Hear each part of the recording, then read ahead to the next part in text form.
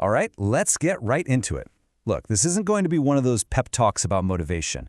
This is more of a diagnosis, a hard look at a quiet crisis that so many men feel but can't quite put into words. If you feel like that clock is ticking louder and louder, then you're in the right place. You know this feeling, don't you? You're standing in a room, the conversation is moving a million miles an hour, and there's this quiet burning in your chest. It's not really anger, it's the feeling of becoming invisible, the sense that people's eyes just slide right past you.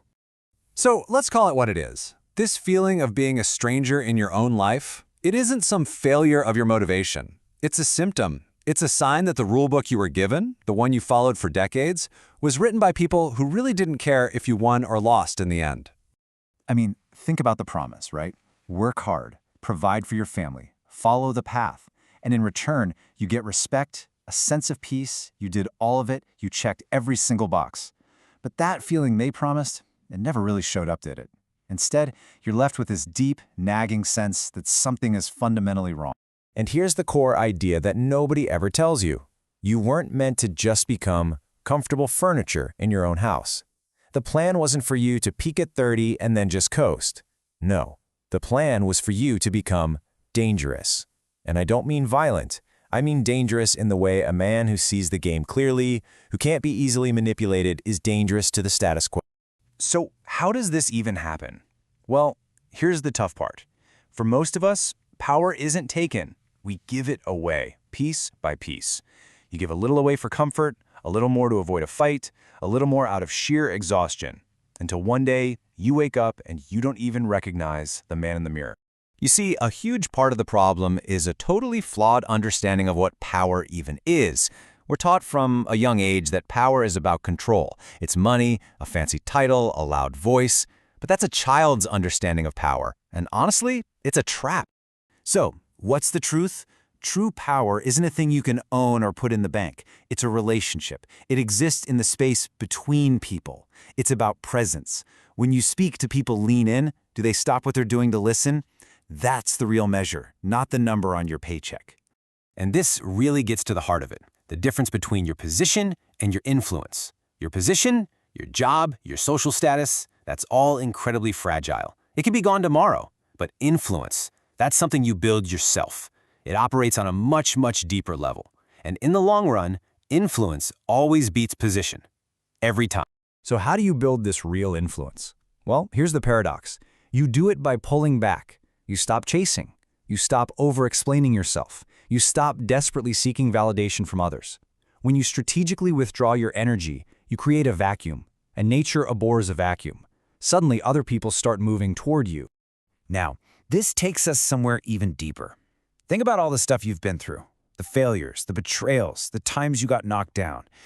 You might think of that as baggage, but what if it's not? What if it's actually raw material, raw, untapped power? The psychologist Carl Jung had a name for this, the shadow. It's all the parts of ourselves we try to hide away because we're ashamed of them, the insecurity, the fear, the feeling that we're not good enough. Most people spend their entire lives running from their shadow, but real power, that comes from turning around, facing it, and integrating it. Because here's the incredible tactical advantage you get from doing that. When you've faced your own inner demons, when you know your own weaknesses inside and out, nobody can use them against you. Someone who has faced their own fear cannot be controlled through fear. And that leads to a kind of profound, unshakable calm. But let's be crystal clear about something. This calm is not passivity. Being passive is just giving up. It's letting yourself get trampled. Strategic calm is something else entirely. It's about conserving your energy for the very few battles that actually matter. It's about learning to work with reality instead of wasting your life trying to fight the weather. Okay, let's talk about the biggest lie out there. The one that keeps so many good men trapped on a hamster wheel of anxiety and feeling less than. And that's the lie that your value as a man is tied directly to what you produce. Here's the truth that the system is terrified of you learning. Your worth is inherent.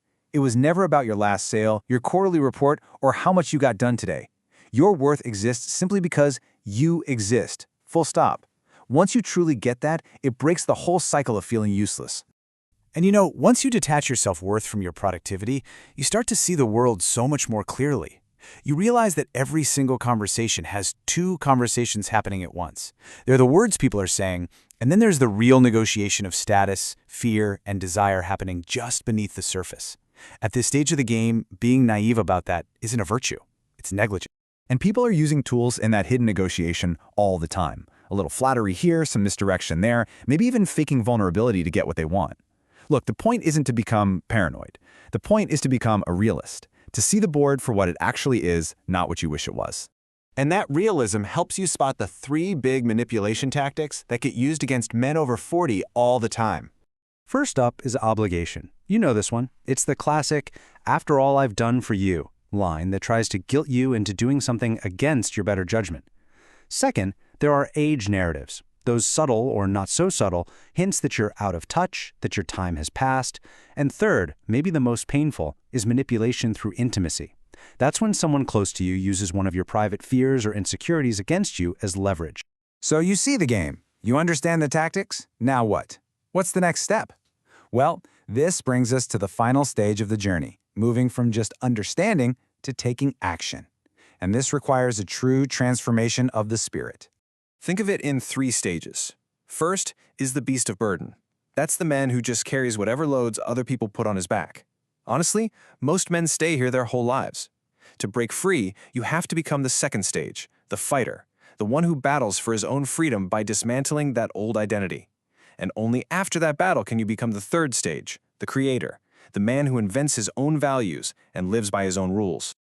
But that step into becoming the fighter, that's a terrifying choice. It means you have to actively tear down the beliefs, the identity, the very cage that has kept you safe and small for decades. It's choosing an unknown, uncertain freedom over a very familiar prison. And really, that's what it all boils down to. It's the one question that will define the entire second half of your life.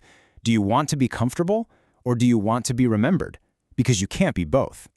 It's a choice you have to make, because the one thing we know for sure is that the clock is running.